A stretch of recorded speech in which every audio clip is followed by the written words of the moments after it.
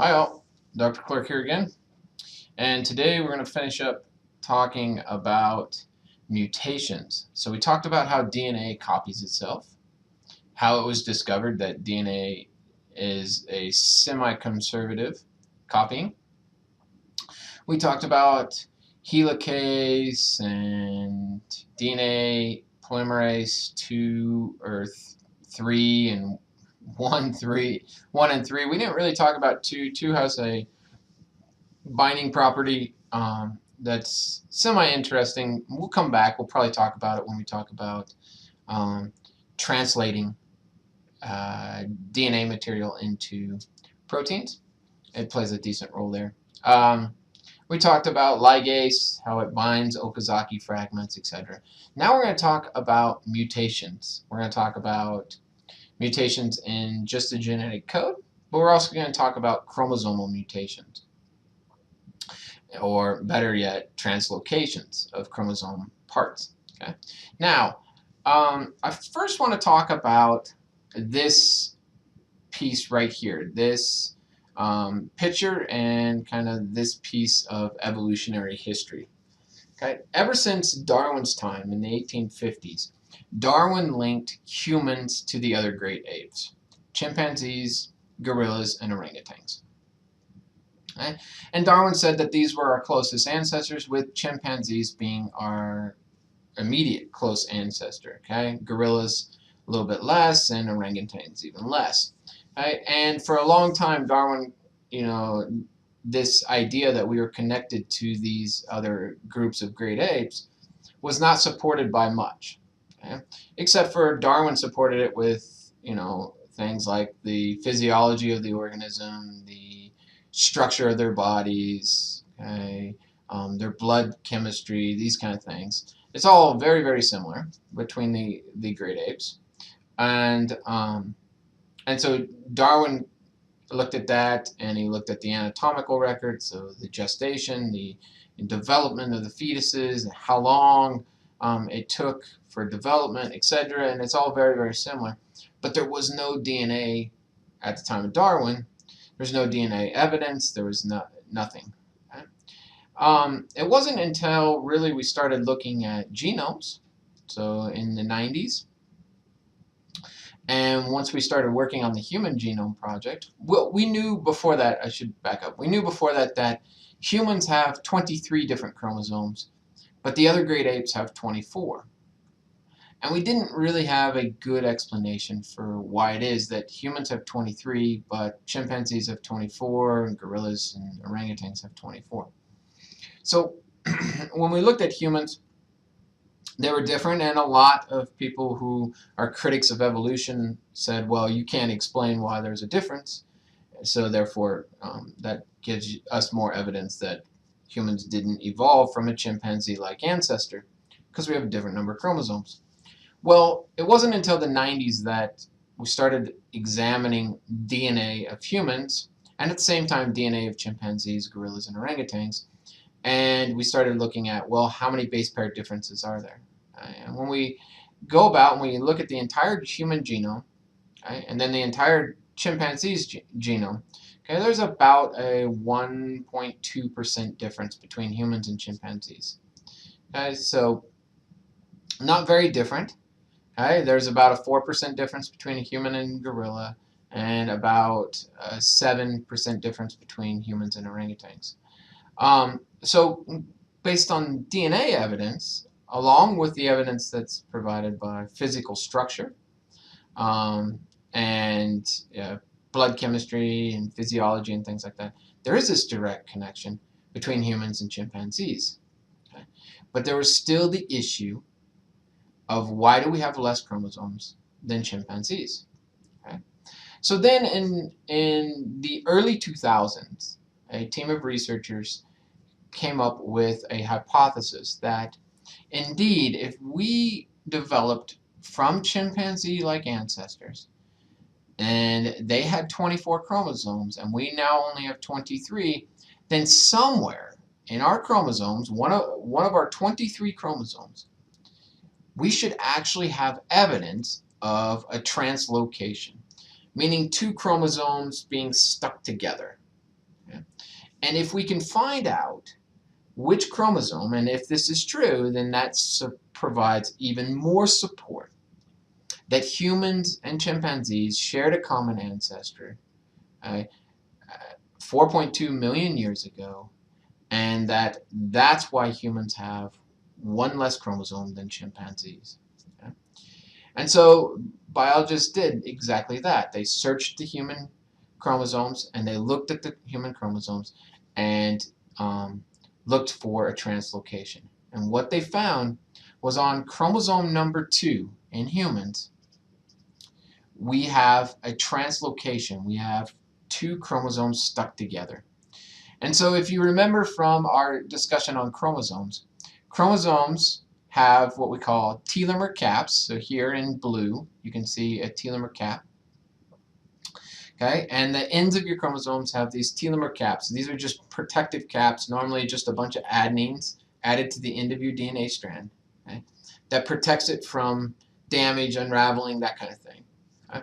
And then somewhere near the center of the chromosome is a centromere. Okay, depending on the where that's at, it'll be telecentric, acentric, etc., mesocentric.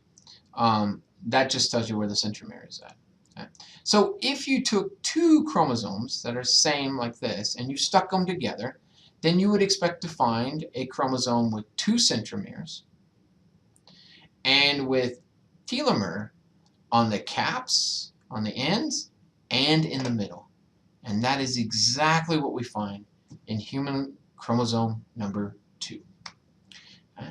So it provides this evidence, this piece of evidence that was missing for a long time, that Darwin suggested that humans evolved from chimpanzee-like ancestors based on blood chemistry, physiology, physical features, but he had no DNA evidence. Then the DNA evidence came, 1.2% similar or different, okay, so 98% similar, and then the chromosome number evidence came, and we now know that humans have a translocated chromosome that is smacked together, 2 chromosomes stuck together. Our chromosome number 2 is much larger than chimpanzees' chromosome number 2, and gorillas and orangutans for that matter, and it's the result of chromosome number 2 and 3 of these organisms being stuck together in humans. Okay? And so we'll approach translocation as we go, but it's a form of mutation. In this case, the mutation was carried on, and we now have Homo, that line, that has translocated chromosome number 2. All right, so let's look at mutations in general. Okay? There are 2 main ways in which DNA can be altered. Okay? You can mutate it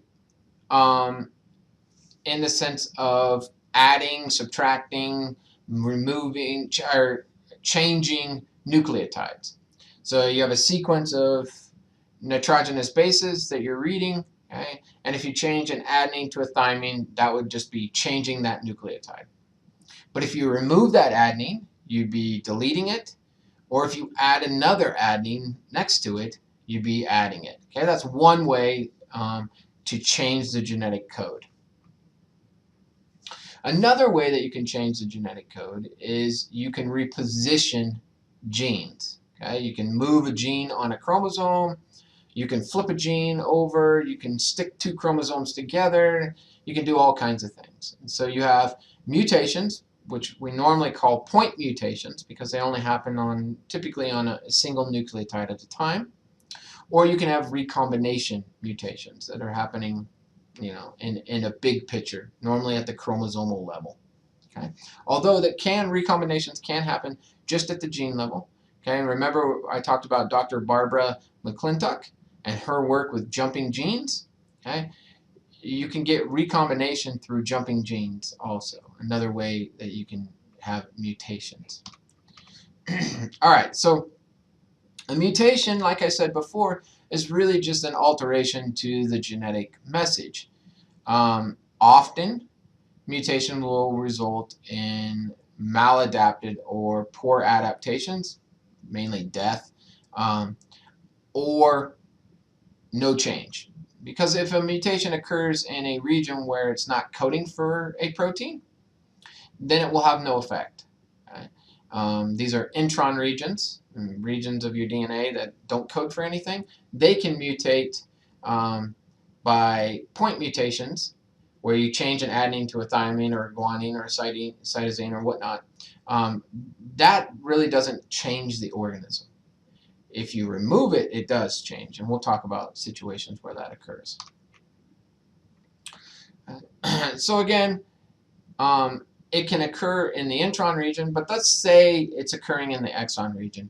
So it occurs in the exon region. This is a region that codes for protein. Even at that, it still depends on the cell in which it occurs on whether or not this is going to have an effect on the population. If it occurs in somatic cells, then it might affect the individual, but it's not going to be passed on to the next generation, so it wouldn't have an effect on the population. So mutations in germline cells, these are passed on to future generations. And they're important for evolutionary change, adaptation, genetic diversity.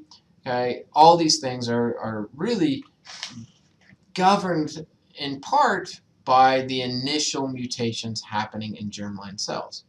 Okay? So you can think about white mouse versus black mouse. And White Sands, New Mexico, basalt field nearby those white sands. Black mouse is adapted to the basalt field. The white mouse is adapted to the white sands. Okay? What happens if the white sands goes away?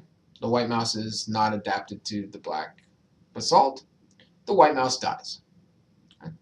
But in order to get white fur, black fur, okay, you had to have a mutation in at least one of the genetic codes that codes for the presentation of pigment in fur, okay?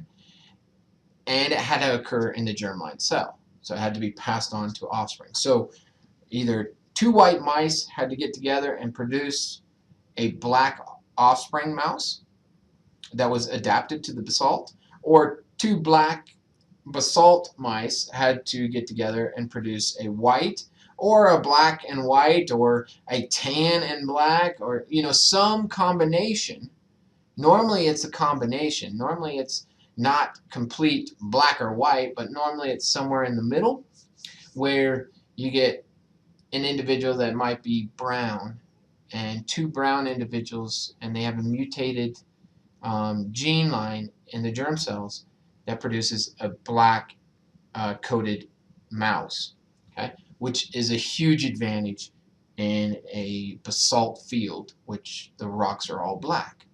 Okay? So for evolutionary change, it's very important at giving the initial characteristics.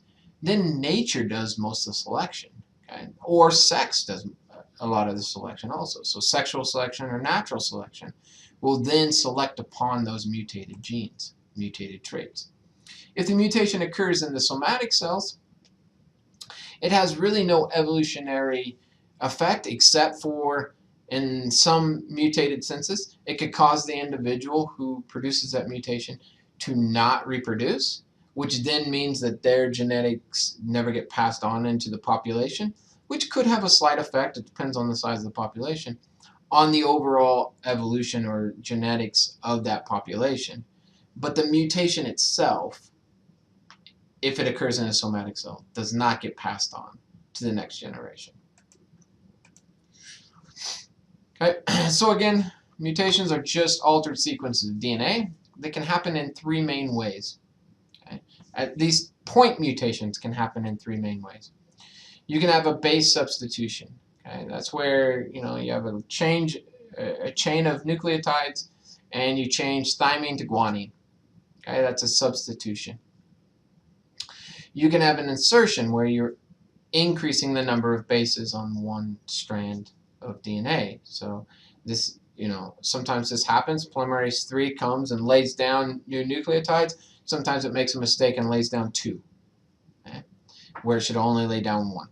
So maybe it lays down double adenines, or an adenine and a thymine right next to each other, which inserts extra base pairs. Okay.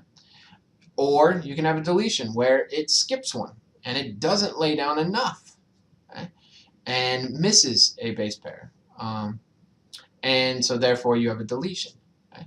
Insertions and deletions are very, very harmful and almost always result in the organism not developing. Right? The organism is going to die. Because what happens when you insert things is you change the reading frame. Or when you delete something, you change the reading frame. And so if you can think of, just reading a sentence, if I add a word right in the middle of the sentence that means, that has nothing to do with the sentence, okay, it'll make it so the sentence is not coherent any longer. Okay. The same thing goes for like if I delete a word, okay, or better yet, maybe I have an entire sentence, okay, and I delete just a single letter and then move all the letters over. Okay? Or add a single letter and then move all the letters the other way. Okay? Now you've changed the sentence, so now a lot of the letters don't go together and it's a jumbled mess. Okay? And so those are reading frame mutations, or what we call frame-shift mutations. Okay? So frame-shift mutations, again, throw the reading frame off. So everything after the frame-shift mutation is going to be a different amino acid sequence. And so proteins are fairly specific in the way that they can form and the way that they can bond together.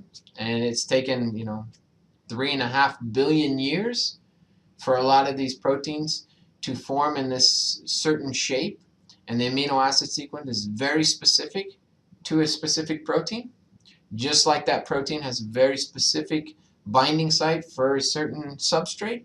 If it's an enzyme, same thing. So if you just change one thing, okay, then you can just change one amino acid.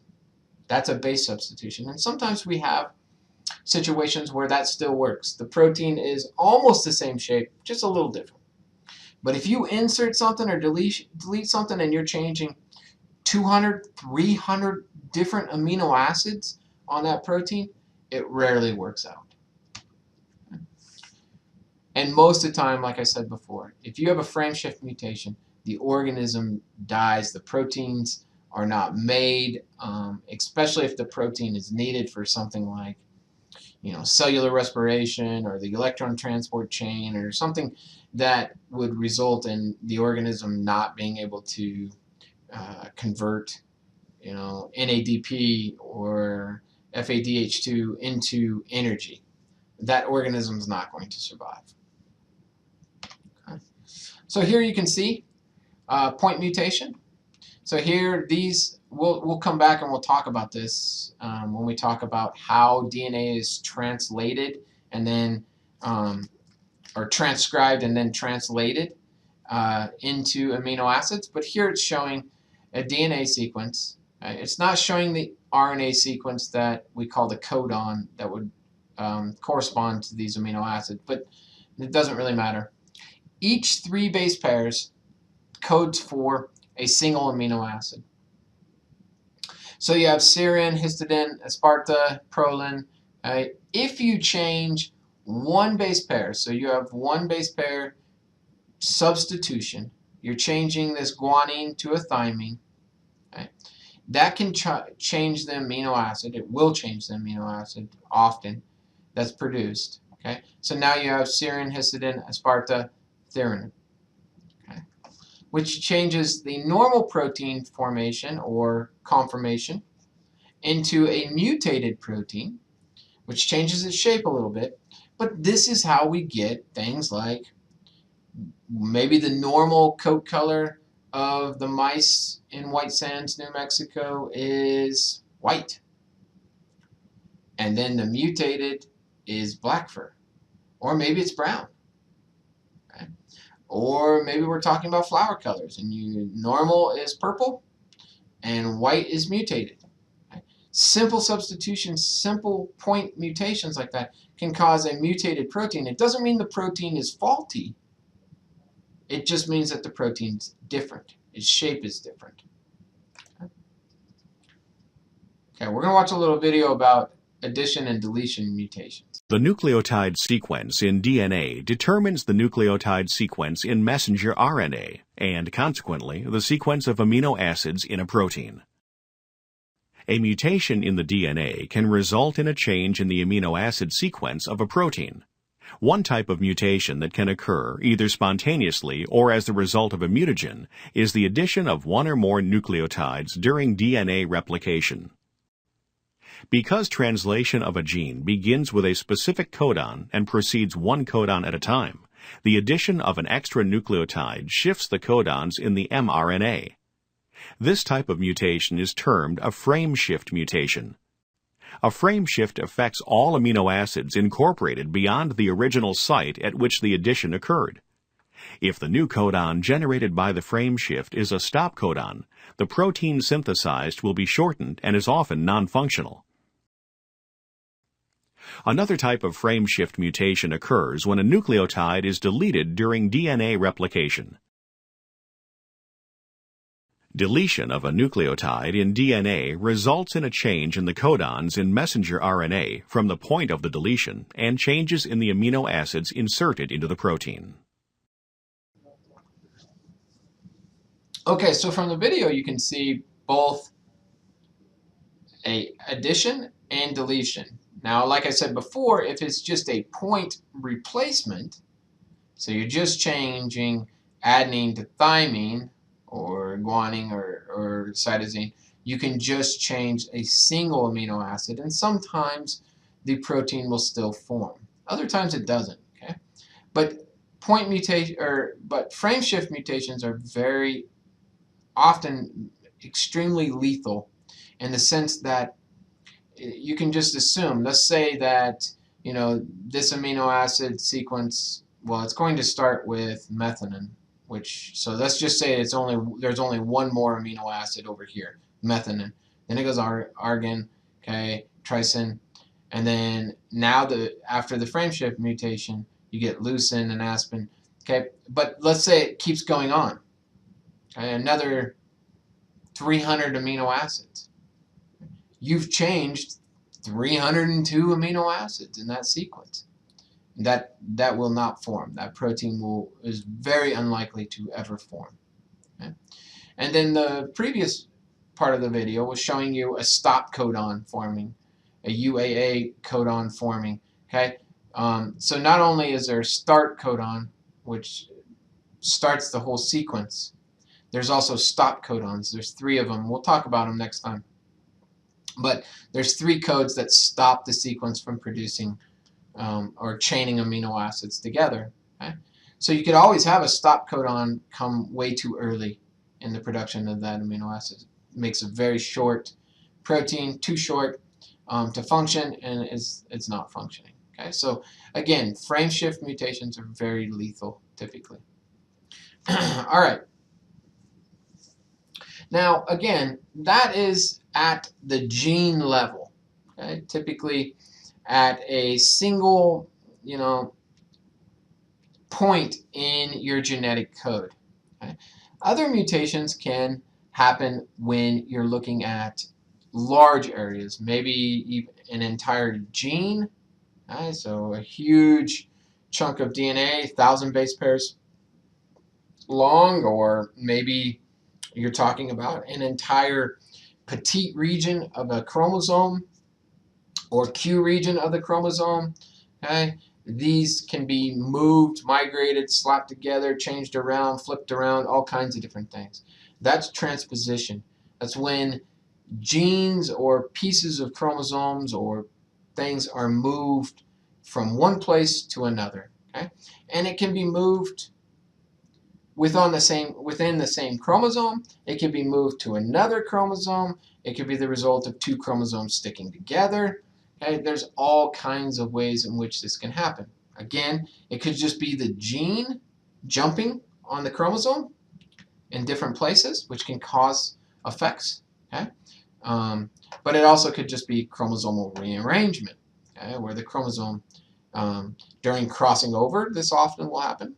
chromosome goes to cross over, and instead of exchanging same amount of genetic material, maybe it exchanges too much, or instead of the Q regions swapping perfectly, sometimes one gets flipped over and it swaps, and now it's reading in the opposite direction. We'll watch a little video in which there's lots of ways at which this can occur. Okay? But transposition is really just moving much more material, okay? Much bigger pieces from one place to another on the genome. A chromosomal mutation is a substantial change in the structure of a chromosome or chromosomes. One way that this can occur is by a deletion or a duplication within one chromosome. In the chromosome, shown here, the longer arm is labeled Q and the shorter arm is labeled P. Regions are designated with numbers. If a region is deleted, such as a large portion of the Q2 region shown here, then a deficiency occurs. There is now less genetic material in the mutated chromosome.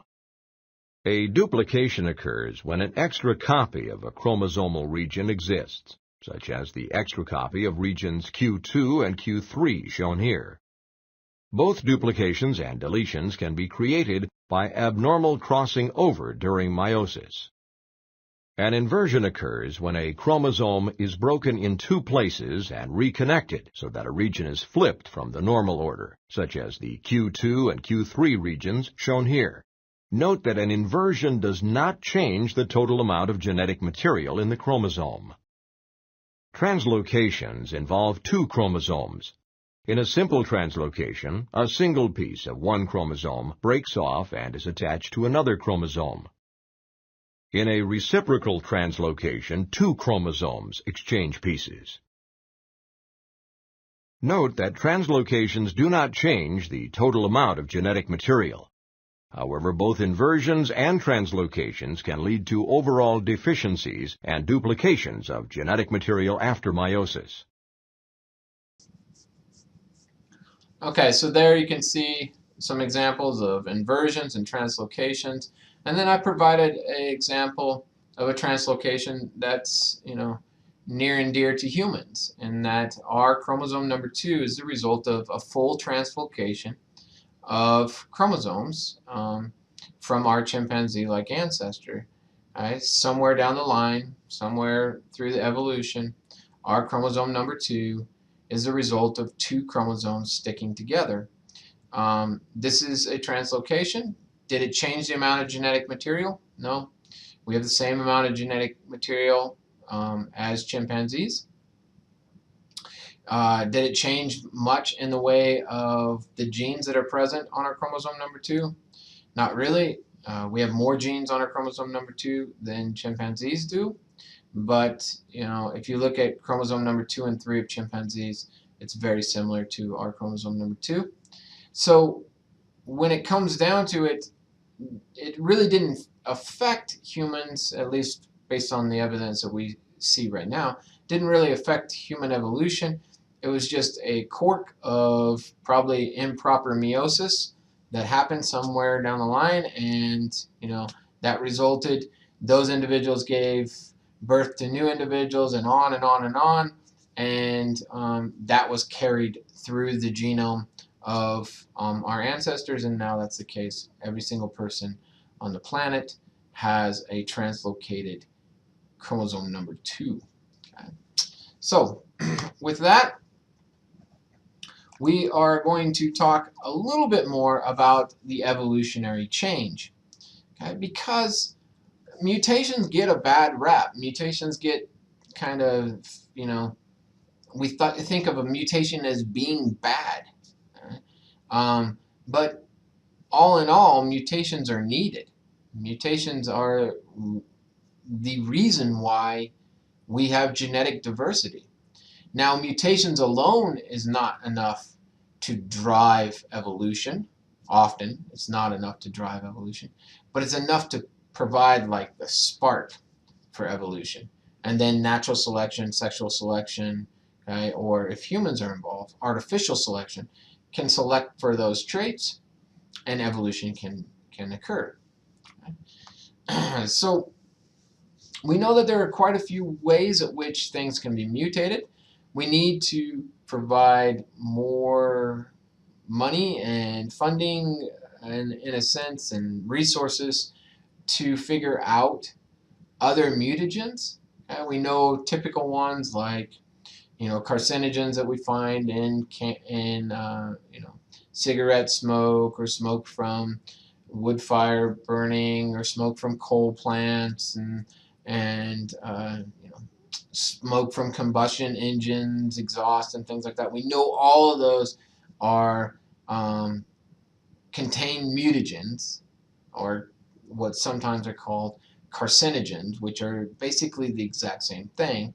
We also know that radiation from X-rays or UV radiation, these kind of things, radiation from radiated material like uranium and things like that will cause mutations. It causes the DNA to make mistakes. Some of them we know enough about that we know what that mutation results in, like UV radiation results in thymine dimers often, which means the thymines on one side are stuck together, which causes a deletion. It looks like you only have two thymine, or looks like you only have one thymine, so only one adenine is going to bind to that, even though there's two thymines there. So you delete an adenine, and so one side of the DNA has an entire frame-shift mutation, which is not a good thing. So there are mutagens and things like that that we know of, but there's a lot of mutagens that we don't know much about, or potential mutagens. And those could be preservatives. Those could be things that we put in our clothing, in our walls.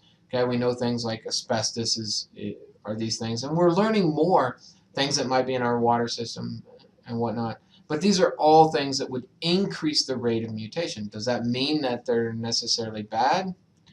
Well, the more mutations you form, the higher your chances of developing cancer. So in many people's eyes, yeah, that means they're bad. So, but with that, we're going to move.